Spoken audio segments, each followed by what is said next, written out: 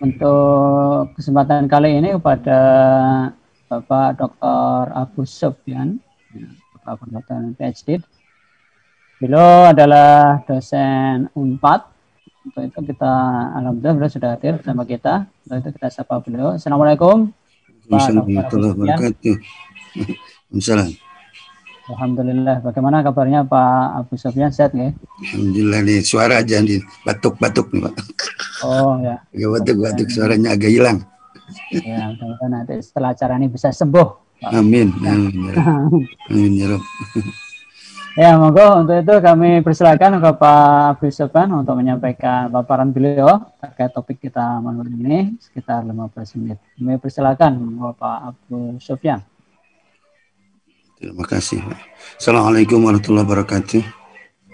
Waalaikumsalam warahmatullahi wabarakatuh. Alhamdulillah. Nahmadu wa nasta'inu wa nastaghfiruh wa na'udzu billahi min syururi anfusina wa min sayyiati a'malina. May yahdihillahu fala mudilla lahu wa may yudlilhu fala hadiya lahu. Asyhadu an la ilaha illallah wa asyhadu anna Muhammadar Rasulullah. Allahumma shalli ala sayyidina Muhammad wa ala sayyidina Muhammad. Amma ba'du. Terima kasih Pak Lukman ya yang telah memberikan kesempatan pada saya pada kesempatan ini untuk menyampaikan beberapa hal terkait dengan perguruan tinggi dan perubahan sosial gitu ya.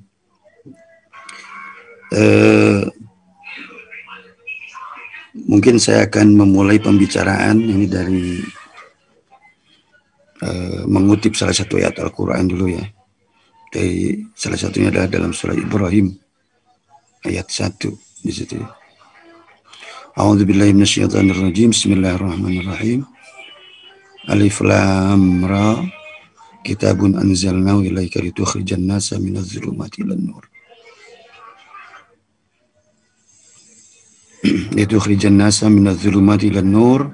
Bi'izni rabbihim ila siratil azizil hamid. Dalam hal ini ya, saya juga ingin sedikit bicara ke belakang lah. Bicara ke belakang, mudah-mudahan ini nanti menjadi satu bahan ya, pertimbangan gitu ya untuk saat ini, khususnya tadi untuk perguruan tinggi bergerak gitu ya, atau membangun ya. Terutama kan tugas perguruan tinggi adalah membangun SDM gitu kan ya. Nah, membangun SDM ini kita tahu memang perlu sistem pendidikan yang bagus. Tadi ujung-ujungnya supaya sistem pendidikan yang bagus, salah satunya tadi finansial ya. Kelihatannya tadi dinyatakan ini finansial menjadi sesuatu yang amat sangat penting ya, gitu.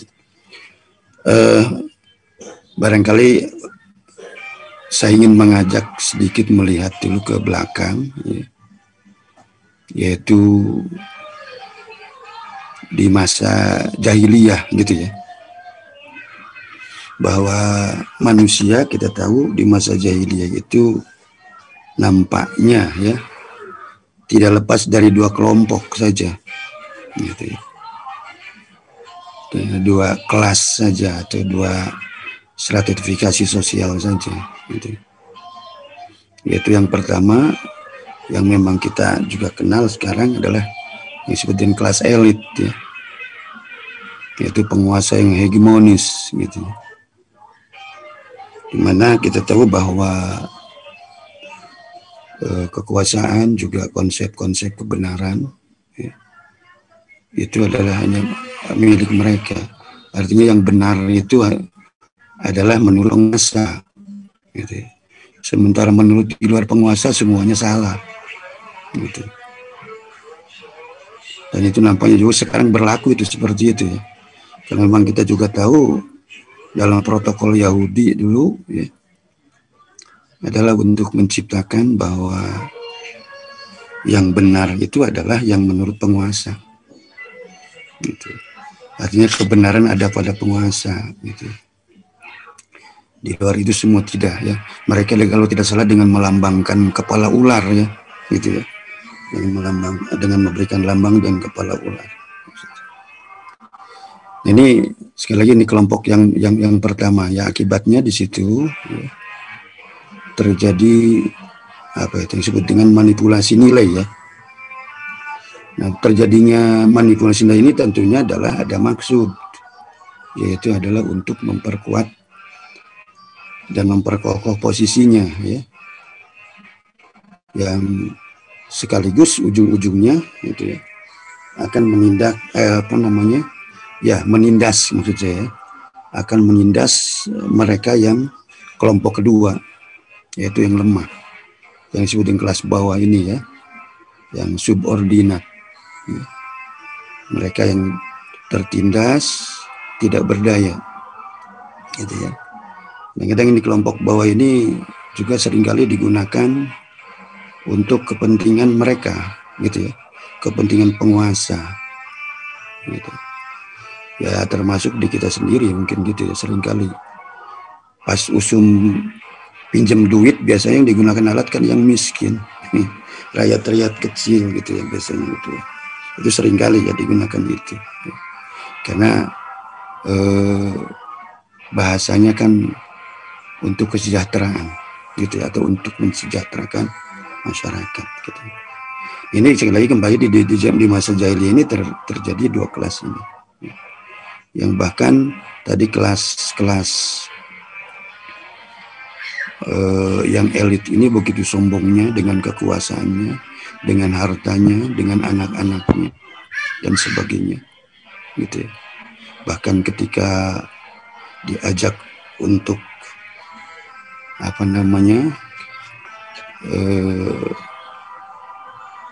kembali kepada kebenaran ya, oleh Rasul, itu mereka tidak mau gitu ya, karena dianggap oleh mereka pengikut Rasul itu hanya untuk orang-orang yang miskin saja, yang kecil-kecil saja.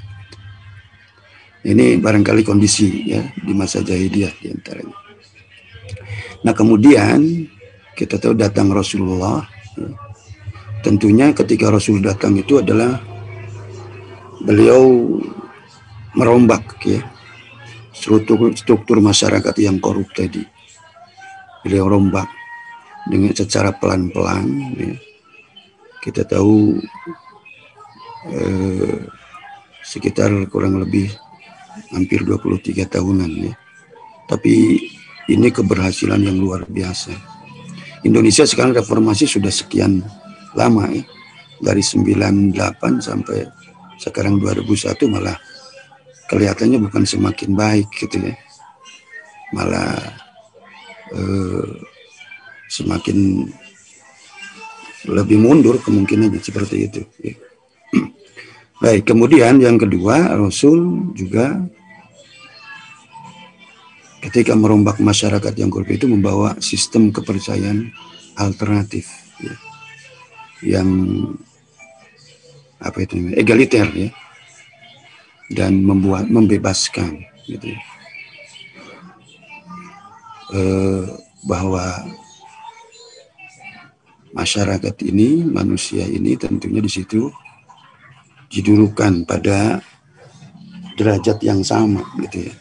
Tidak ada perbedaan satu sama lain. Ya, gitu.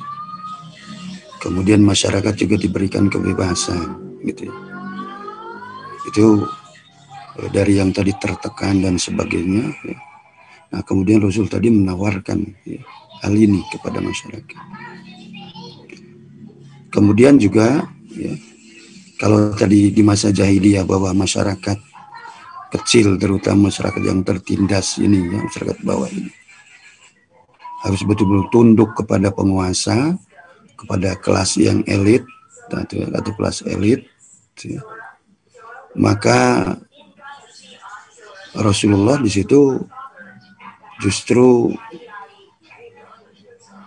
melakukan satu perubahan ya, bahwa ketundukan itu bukan kepada manusia gitu, tetapi kepada Tuhan gitu ya, dalam ini kepada Allah ya. Jadi karena manusia dianggap sama, siapapun sama gitu ya, tidak perlu tunduk kepada manusia, tapi tunduk hanya kepada Allah saja satu. Gitu. Itu yang diubah oleh Rasulullah sallallahu alaihi wasallam. Sehingga betul-betul di situ kan mendudukan manusia sama, kira-kira gitu. Nah, kemudian juga Rasulullah melakukan satu gerakan reformasi. Ya. Tadi dengan mengembalikan kekuasaan dari kelompok elit kepada Allah tadi, kepada kekuasaan Allah. Ya. Melalui sistem musyawarah, ya. Yang dengan ini membangun masyarakat yang adil dan beradab, gitu. Ya, tentunya adil di sini pengertiannya bukan seperti menurut komunis, ya, atau menurut sosialis komunis, juga bukan menurut individualis liberalis kapitalis, ya. Bukan menurut mereka, gitu ya. Tapi adil di sini adalah betul-betul ya baik, proporsional, gitu ya. Dan juga beradab, gitu ya, di situ. Ini reformasi yang dilakukan oleh Rasulullah SAW. Beliau membawa ketika melakukan reformasi ini membawa ajaran, ya, yang membangun sosial, ya, yang membangun masyarakat. Yaitu yang pertama, kehormatan manusia, atau yang disebut dengan karomah insaniyah. Jadi manusia itu betul-betul, ya, kehormatannya dijaga, gitu ya. Karena memang manusia adalah pada dasarnya merupakan makhluk yang terhormat. Dengan malaikat pun manusia lebih terhormat, lebih mulia, gitu. Jadi makhluk yang betul-betul terhormat. Sampai Allah sendiri mengatakan walaqad karramna bani Adam. Gitu. Nah, tinggal kemudian berikutnya keterhormatan manusia ini apakah kemudian bisa dipertahankan atau meningkat, itu kembali kepada manusia. Nah, di dalam ini Islam tadi Rasulullah kembali membangun sosial ini dengan membangun kehormatan manusia atau membawa kehormatan manusia. Nah, yang kedua, ya, ajaran yang dibawanya adalah ajaran bahwa manusia itu satu umat. Karena nasu ummatan wahidah, gitu ya. Jadi manusia adalah satu umat.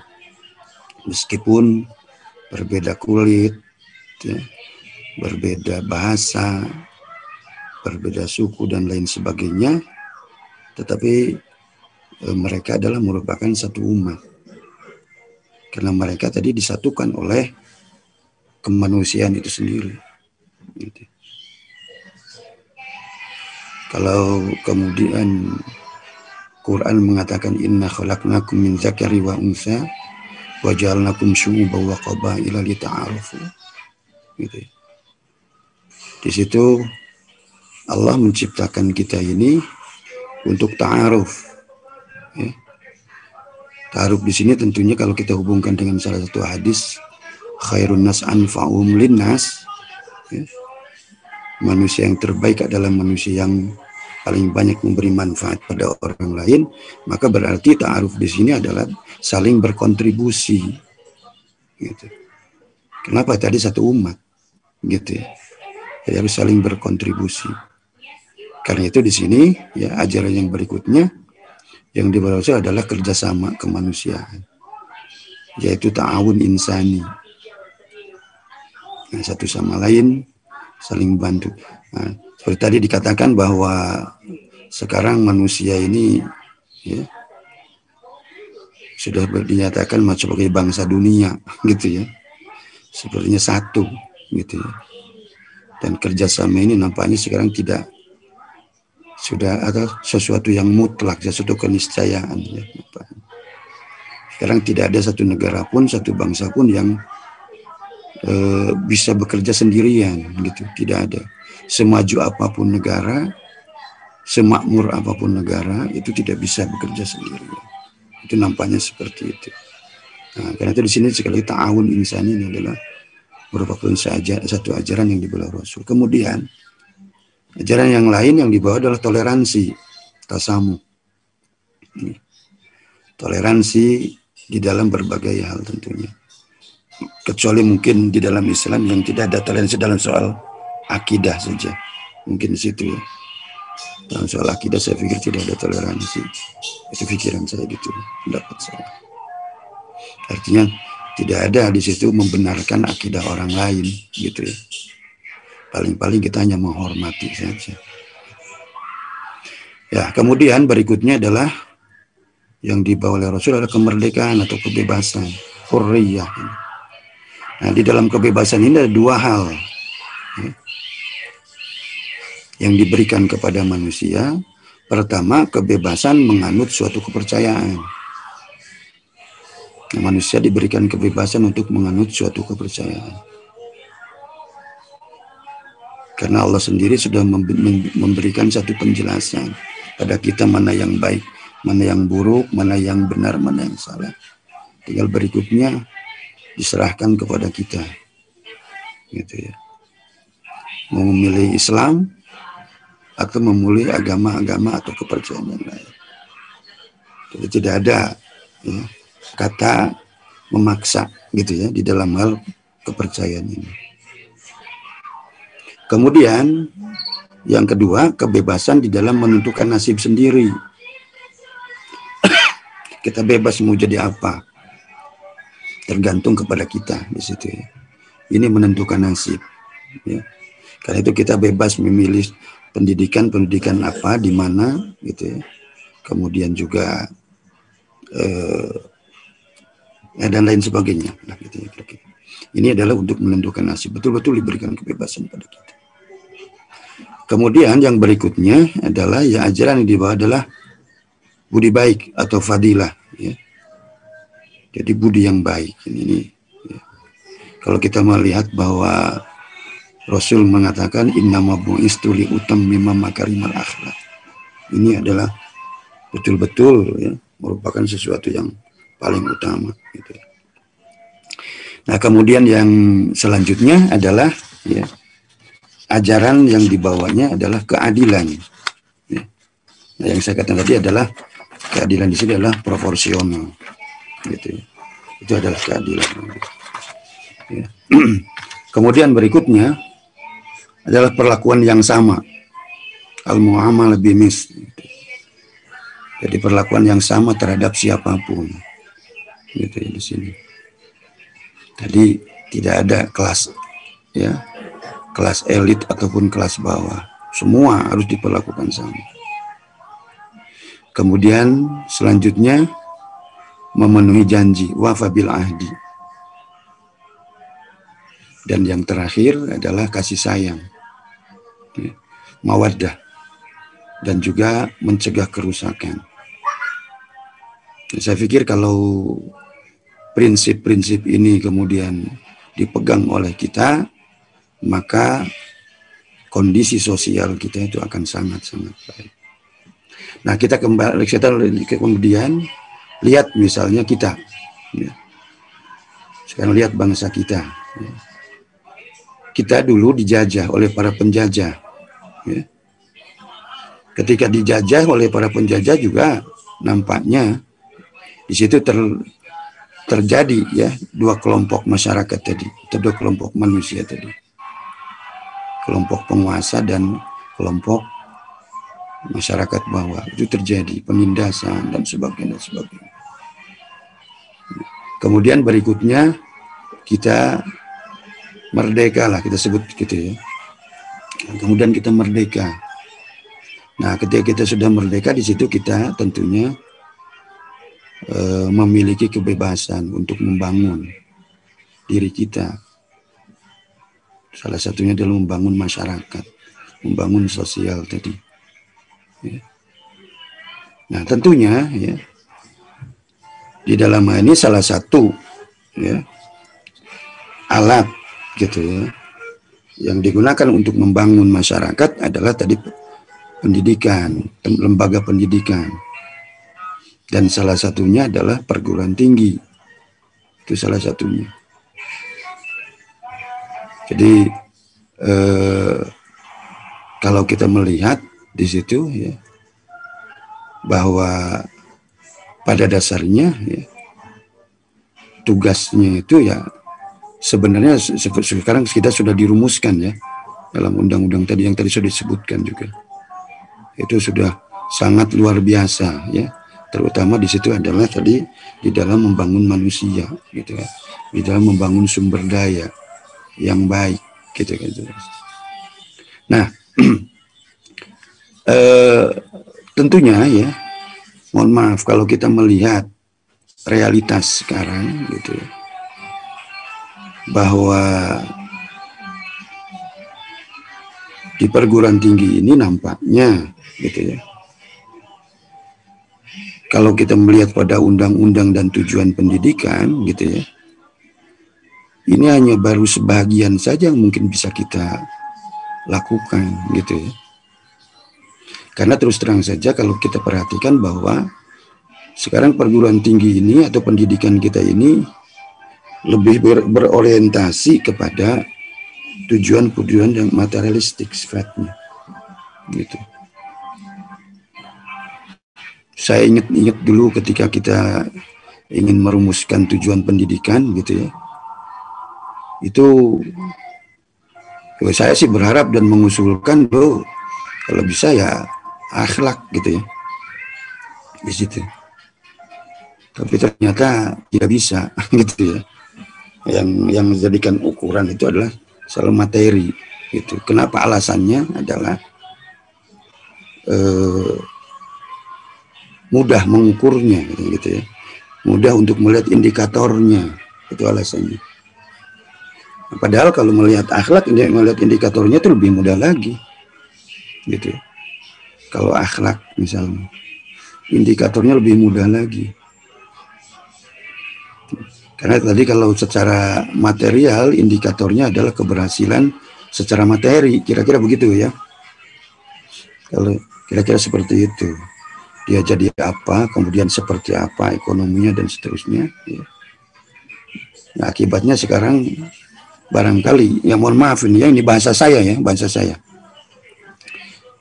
Atau mudah-mudahan ini salah gitu ya. Nah, mudah-mudahan sangat salah. Saya mengatakan bahwa sekarang maraknya koruptor itu, dan yang korupsi itu adalah sekarang orang-orang yang memiliki pendidikan tinggi gitu ya. Gitu. Saya punya kekhawatiran jangan-jangan karena memang tujuan pendidikan tadi gitu. Itu kadang-kadang seperti itu. Karena tadi melihatnya dari keberhasilan secara material. Entah itu jabatan, entah itu duit, entah itu apalah kira-kira gitu. Yang sifatnya material gitu. Nah ini jadi menurut saya kalau memang tadi tujuannya itu, mungkin itu bisa saja dianggap keberhasilan nanti gitu ya. Kalau memang tadi ke situ gitu ya. Nah, saya pikir justru tentunya tidak itu gitu ya. Nah, oleh karena itu barangkali ya apa yang dibangun oleh Rasulullah tadi itu perlu bisa kita terapkan gitu ya di perguruan tinggi itu. Ya. Kita membangun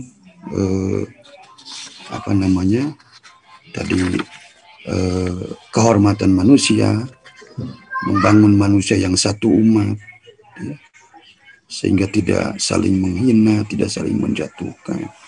Mohon maaf sekarang dengan di era COVID ini terutama ya, di era COVID ini, di mana di era COVID ini media sosial sebut saja gitu ya, menjadi satu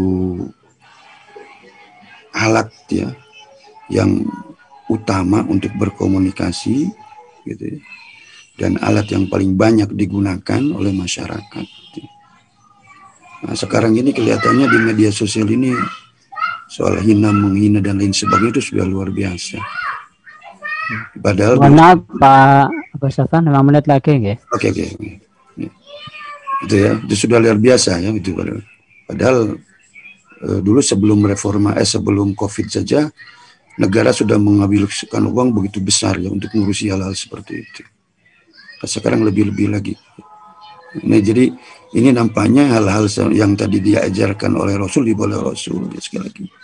Ini nampaknya sesuatu hal yang sangat baik oleh kita kalau kita diterapkan di perguruan tinggi atau dikejar, maksud saya di perguruan tinggi tadi untuk melahirkan satu masyarakat yang baik, gitu ya, yang diharapkan tentunya oleh kita semua, gitu ya. Nah, itu barangkali ya yang ini. Jadi kalau kita terapkan di dalam kehidupan kita ini sama, maka menjadi sangat relevan. Dan jangan kemudian ketika kita mau menerapkan hal semacam itu, oh negara kita kan bukan negara Islam, negara kita kan bukan negara itu dan ini dan seterusnya, negara kita emangnya gitu ya. Kalau misalnya kita bukan negara Islam, yang negara Pancasila, memang tidak bisa kita menerapkan hal-hal yang baik. Sementara kita sering mengadopsi ya faham-faham atau ideologi liberalis, sosialis dan lain sebagainya. Kenapa itu tidak diharamkan juga di kita? Gitu ya. Tapi justru dibiarkan tumbuh berkembang. Nah, sementara dari yang lain, misalnya dari Islam ini yang baik-baik, itu selalu bahasanya tadi ini bukan negara Islam. Gitu ya. Dan ini seringkali kita sendiri yang ngomongnya, gitu ya. Gitu. Itu seringkali seperti itu. Memang bukan berarti kita mengubah negara, gitu ya. Bukan berarti mengubah negara, tetapi kita ingin memiliki satu negara yang baik, menjadi bangsa yang baik, kan gitu. Karena pada dasarnya kan kesejahteraan tadi ya yang diinginkan oleh kita. Bahkan mungkin yang sekarang jadi ukuran itulah di dunia ini bahwa negara itu maju, ya. Dan baik itu yang jadi ukuran kan doa di dalam minum air Zam-Zam. Itu yang jadi ukuran. Ya. Dalam doa minum air Zam-Zam apa? Allahumma inna nas'aluka ilman nafi'an. Nah, berarti pendidikannya kita tinggi, ilmunya maju dan seterusnya. Warizqan wasian, kesejahteraan. Kemudian wasyifaan min kulli dain, kesehatan. Ini kan yang menjadi tolok ukur kan keberhasilan negara atau bangsa. Menjadi tolok ukur kemajuan bangsa. Ini sudah ada di dalam doa-doa yang digunakan tadi untuk minum air Zam-Zam itu. Nah, kita sekarang sedang ngejar itu sebenarnya. Gitu. Nah, ini barangkali karena tadi waktunya ya sangat ini, ya, paling tidak saya ingin menyampaikan beberapa hal kaitan dengan para akademisi tadi yang sudah singgung-singgung, ya, yang memang terutama mereka yang ada di perguruan tinggi tentunya. Pertama, ya, barangkali harus bersikap rendah hati. Ya. Kedua, harus mencari, membela, mengedepankan dan menghormati serta berpihak kepada kebenaran. Ketiga, bijak, ya, menghormati pendapat atau kebenaran yang disampaikan oleh orang lain. Empat, peka terhadap persoalan. Kelima, menerima atau mendengar kritik dan saran. Keenamnya, bersikap kritis. 7, suka perubahan, bahkan menjadi agen, ya, dan penggerak perubahan. Kemudian ke-8-nya solutif. Ke-9-nya berusaha memberi manfaat. 10-nya berusaha menyenangkan orang lain. Ke-11-nya menjadi pemaaf, jujur dan adil. 12-nya selalu melakukan introspeksi, melihat kekurangan dan kelemahan diri dengan menghargai kelebihan-kelebihan orang lain. Kemudian senang bekerja sama, dan ini yang paling terakhir, yang paling penting dan sekarang hilang, ya, adalah menjadi teladan. Sekarang jangankan di pemimpin negara, ya, kadang-kadang di para pemimpin agama pun teladan ini kurang. Jadi kalau sebut dakwah bil hal ini kurang kelihatan, gitu ya. Hanya ada pada beberapa orang saja. Ini barangkali gitu ya. Ini yang kita mungkin prihatin ya, agak krisis gitu ya. Gitu. Itu saja Pak barangkali yang bisa saya sampaikan ya. Terima kasih. Assalamualaikum warahmatullahi wabarakatuh.